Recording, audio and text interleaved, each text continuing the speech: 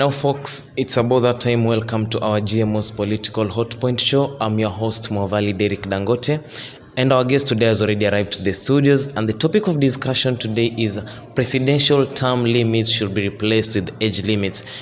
We have decided to discuss this on the youth perspective, considering the issue of some UDA parliamentarians saying that they need to take a motion to parliament to actually change the fact that the president should not rule for 2 terms. Maybe before we get into the discussion, welcome to our show. Maybe you can tell us what's your name? I'm Simiyu Lukorito, third-year student of political science at Pwani University. I'm also the president of the Rotaract Club of Pwani University, the chairperson of the Pwani University Western Student Association, and a member of the Pan-African Student Association of Pwani University. Well, I think with all these titles, we now get a thesis of our discussion today. Now, what do you think about this issue whereby some UDA parliamentarians actually want to change the notion that president should rule for 2 terms? Do you support the idea or you're against the idea? I would not say that I am against the idea. I fully support, not because I want His Excellency President Ruto to elongate his term in office, but my desire is that should he perform beyond expectations of Kenyans, and we feel like given an extra term in office, he will lead the country into the best that we can be, then I'm for it.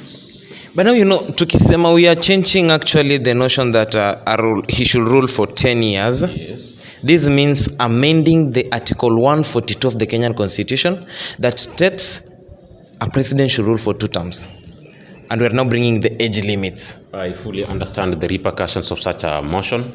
And before this is a conversation that we should approach it with the seriousness it deserves. First, we should ask ourselves, what necessitated the need for the presidential term limits? This is where this conversation should start. And where is the genesis of these term limits? Where did this idea come from? Okay, the genesis of the term limits, I think, remember back in the United States, we had a president who ruled for a long time. Yes. But now, having one man sitting in office for an unknown number of time and yet we have other people can also lead. Can't you see you are now trying to make other people not get a chance to give to the citizens what they can actually do for the citizens? It is not that we are denying other people a chance. Term limits are denying the best leaders that a country can have an opportunity to offer their leadership.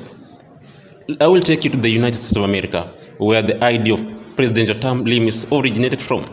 On 21st March 1947 is when the American Congress passed the amendment of term limits, which was implemented in 1951 after the Congress passed the 22nd Amendment about the term limits. And this is an idea which America is embracing when it has already developed. It's a superpower already by that time. This is an idea that works better in developed nations. But for we as Kenyans and rather Africans, we should find a way that suits the scenario we find ourselves in. Today, I will dare ask, look at the Rwandan president.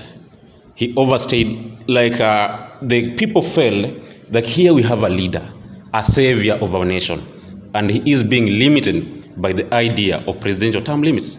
What did he do? The people decided to amend the constitution and give him more time in office. Today they are reaping the fruits of such a decision. But for the other countries, they are seeing him as a dictator. For Africans, we are seeing him as an illustration of who a true leader of his people is. So actually what you're trying to say is we should change this thing that he should sit for 10 years, but now don't set an age whereby he should rule until he is this age, but rather if this constitution should now be based on if this leader is able to rule, we as citizens see his benefits, we are allowed to elect him even after ruling for more than 2 terms. Of course, that's the way we should take. But now, don't you see this will now turn into a dictatorial government? Someone may now decide to misuse this. I would say power lies with the people. During an election, they have the power to exercise it. How will the people fail to side with a leader who is delivering in terms of the election process, in terms of service delivery, infrastructure, when it is time for election? the electorate will give him a mandate to serve. But if he doesn't perform, he'll be shown the door. I don't know what Kenyans are thinking. I don't know what comrades are thinking about this, but our distinguished guest here thinks that actually this issue we should have getting more and more interesting. The topic is getting more interesting, and I think you also need someone who has a different idea and a different perspective of this topic. What do you think? It ain't a bad idea, but such an individual should come prepared.